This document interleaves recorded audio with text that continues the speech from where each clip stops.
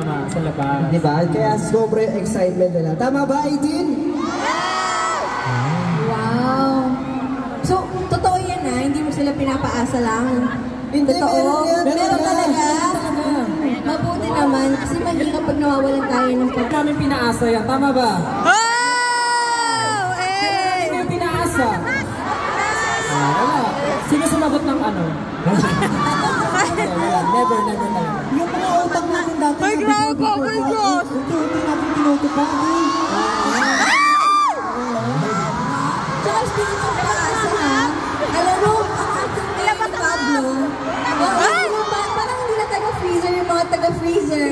Ang acting. Ay, alam mo ba, sabi niya backstage, alam mo, sobrang saya ko ngayon, parang gusto ko mag-doggy.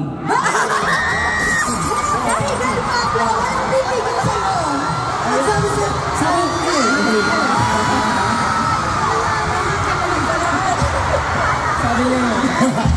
Ano pa yung ibang sinabi nila? Style, baka naman may iba pang sinabi yung mga members mo. Sabi niya, naku, sobrang saya ko ngayon, Stel, parang gusto ko mag-heart sign sana.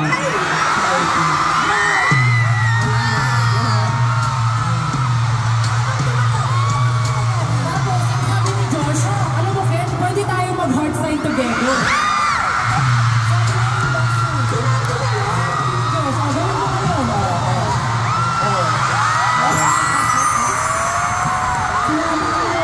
Justin na lang bang sinabi si Justin?